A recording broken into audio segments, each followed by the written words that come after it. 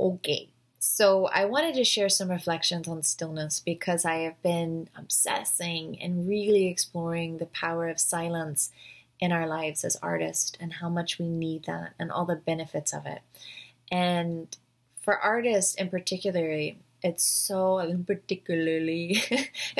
hard to be silent because our minds are so active. We're inventing, we're creating, we're thinking of how to do this better, and what if this happens, and we're curious and we're wondering, and we've got very active minds.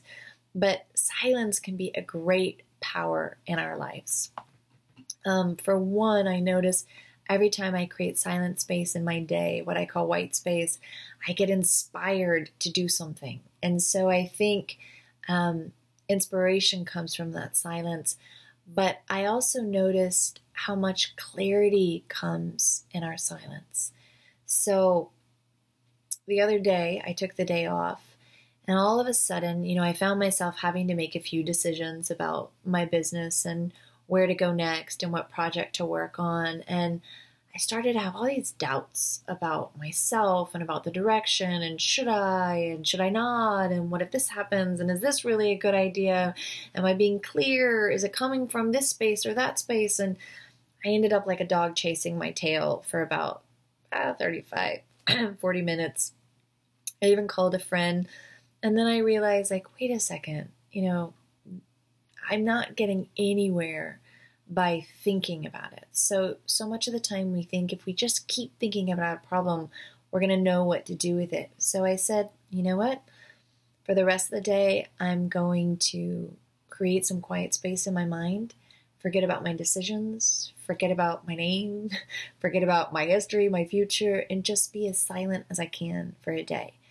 And during the day, I painted and worked on a journal piece and enjoyed myself and took a long walk. And in the morning, I woke up and bam, bing, I knew exactly what to do next. It became really clear. Yes, move in this direction. Yes, it's meant to be.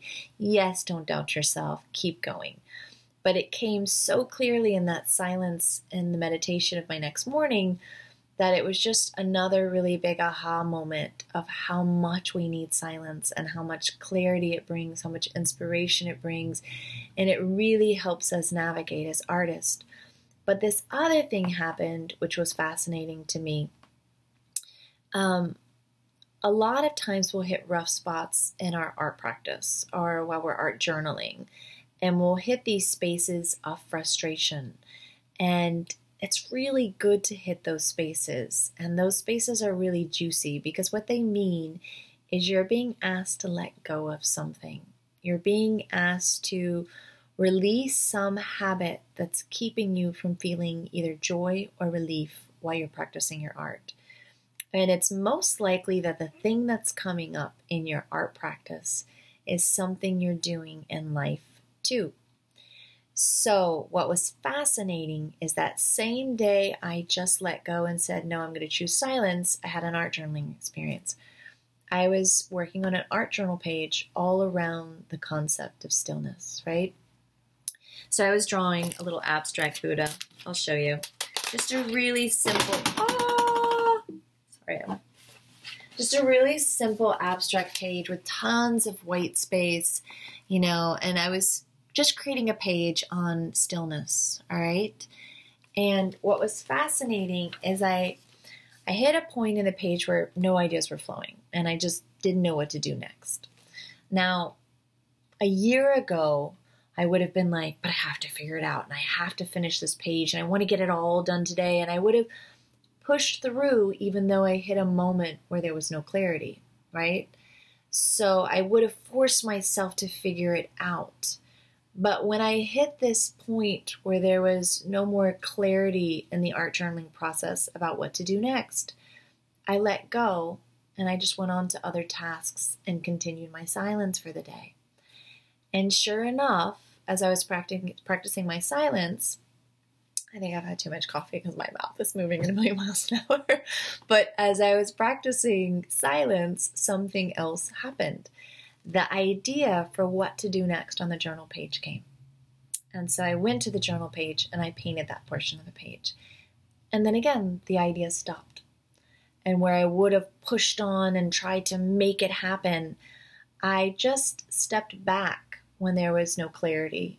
And again, I went on to do the rest of the tasks for the day. And the practice for the day was just silence. So I was walking around the park, I was running errands, and I was just trying to let go of the story and just be in the stillness. And sure enough, another idea came of what to do for the page. And so I came back and I did it. And I was fascinated because I was realizing as soon as we get a lesson in life, we also get that lesson in the way we approach our art. And it changes the way we create.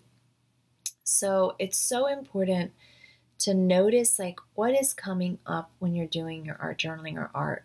Where is the frustration coming from? Is it because you're feeling like it's not good enough? Is it because you're pushing yourself even when the clarity is gone?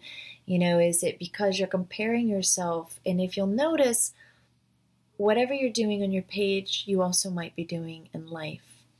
And as soon as you get the life lesson, you'll stop doing that in your art and in your life. And so I was laughing because as soon as even in my life, like when I lost clarity about what step to take and what decision to make, I chose silence. And then the same day, without even really thinking about it, I did the same thing in my art journal. As soon as there wasn't clarity about what to do next, I just let go. I wasn't worrying about it. I chose silence. And the next step revealed itself. And so as I had the realization about what clarity can bring to us and what silence can really reveal to us in my life, I also had that same realization in the art. And so I'm sharing this with you, one, because I feel like whatever you have to do to learn to bring stillness into your life, find a way to do that, because as an artist, it's going to bring you clarity about your next step. It's going to bring a resting space in your life, a beauty to your life.